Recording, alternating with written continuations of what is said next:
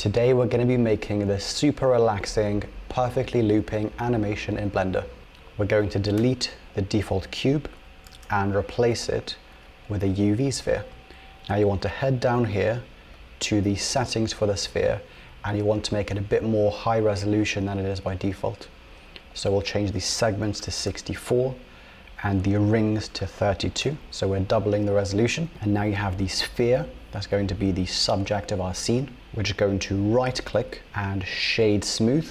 So I'm using left click to select, but if you're using right click, you can do the same thing by going to Object, Shade Smooth. Now we're going to make a new UV sphere with Shift A, UV sphere. We're going to increase the resolution again to 128 and 64. And this is going to form the floor that the sphere is going to sit in. We're going to go into edit mode with tab, front view with 1, and a wireframe with Z, and then selecting wireframe. And we're going to select the top half of this sphere, delete it with X.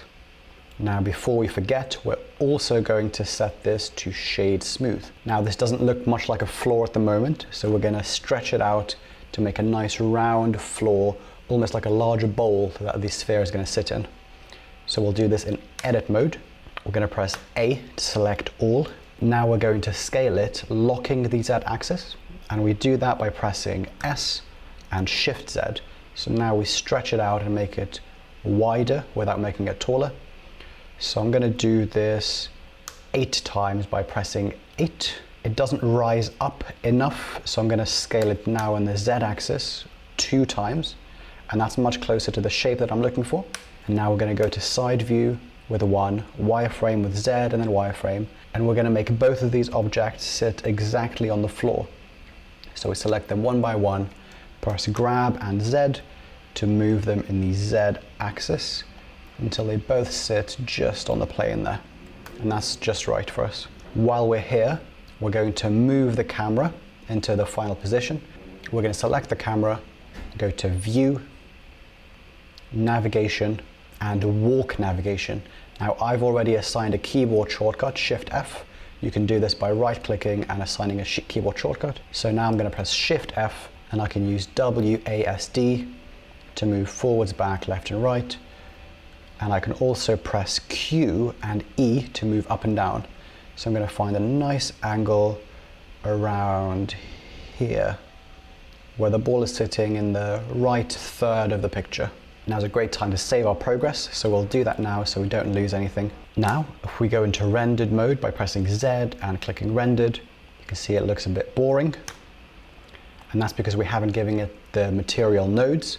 So everything you see here is done procedurally within Blender and the material nodes. So let's go into cycles, change the render engine to cycles, and open up a window which you're going to use for shader editing. Now while we're creating the material, we're going to have the same material for both objects. So we'll select one of them, new, I'll call this stripy, and I'm going to apply this to the floor as well. And now if you go into rendered mode, you can see it looks nicer because it's using cycles ray tracing, but they're still all gray. Now we're going to get started with quite a complex node setup. So if you struggle to follow along, I have 2 bits of advice. Firstly, I'll have a screenshot in the description where you can see exactly my whole node setup. So you can take your time, look at that, see how it works, and copy it from there. Or if you support me on Patreon, you can download this file straight away and look at my own node setup and play around with that.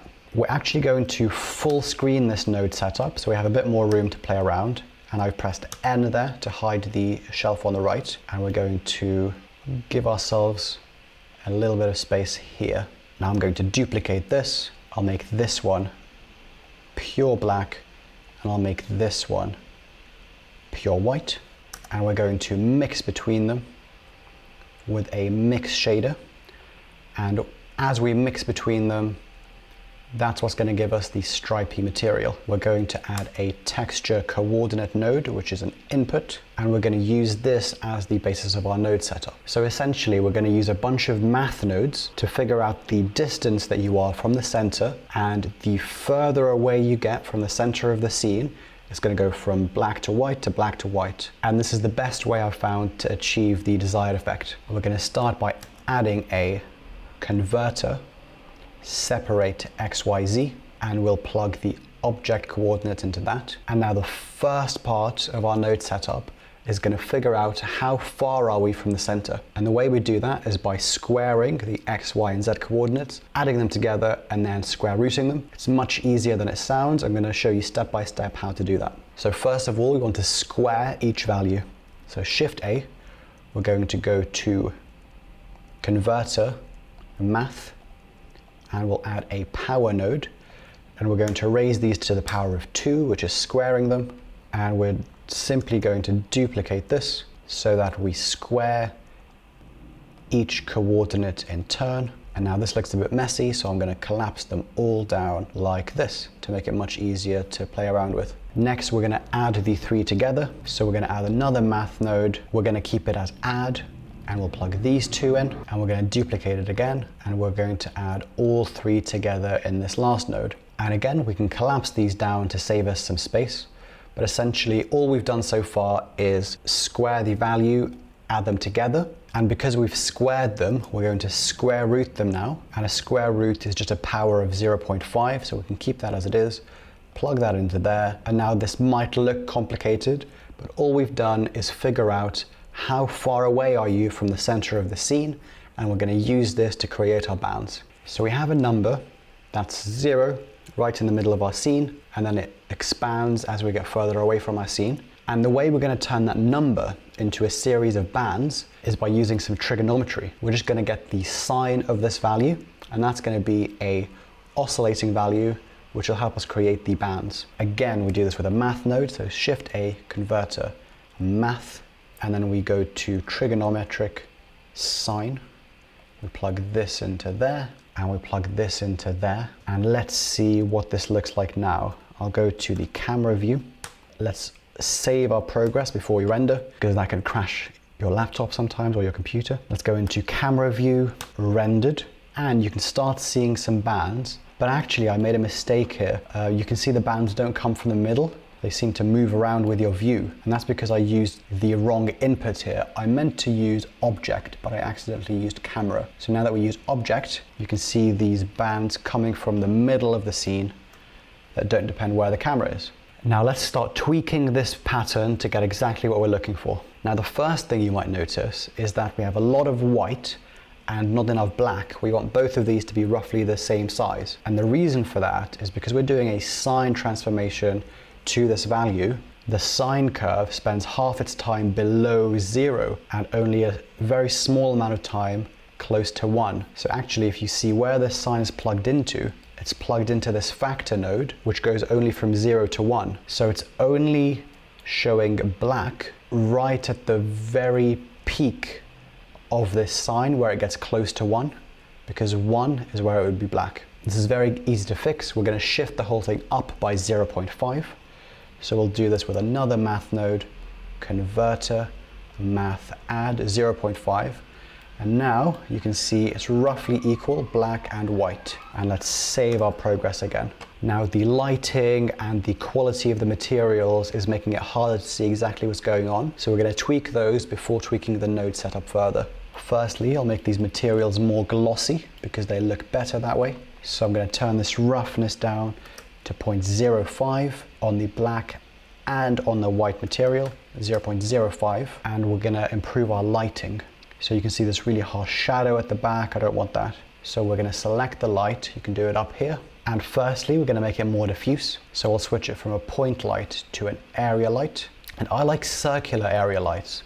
So I'll change it from rectangle to ellipse and increase these to 3 and 3. And you can already see the shadow is much softer.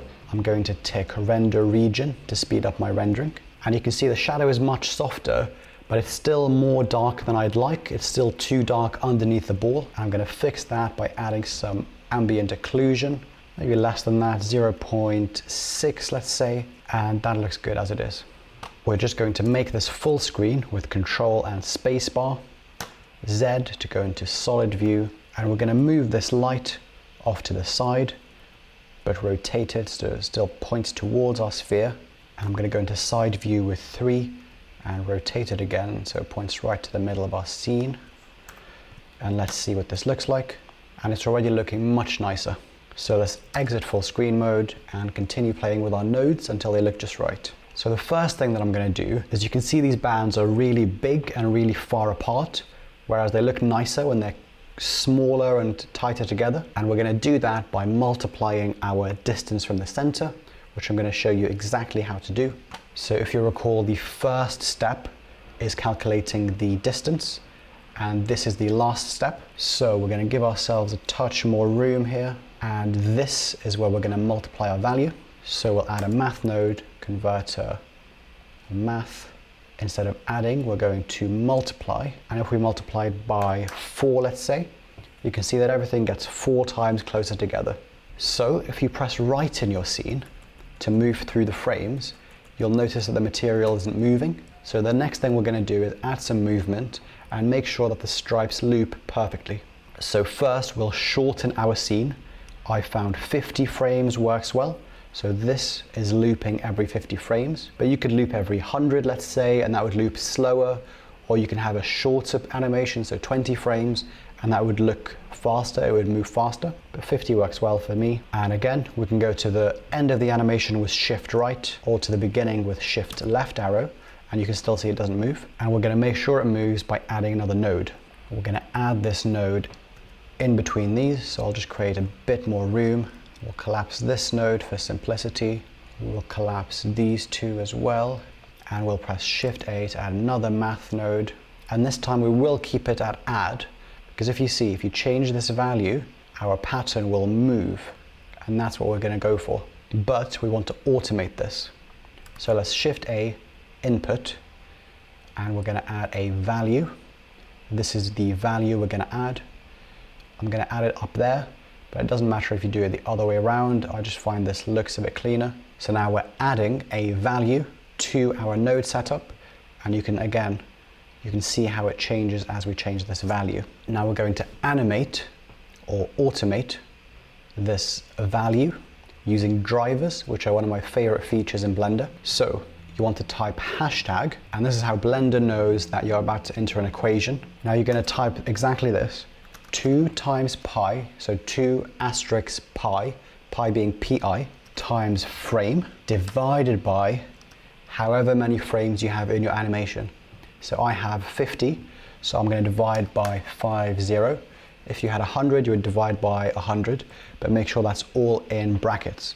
So let me zoom in so you can see that more clearly. So this is the equation I had, but with a hashtag at the start.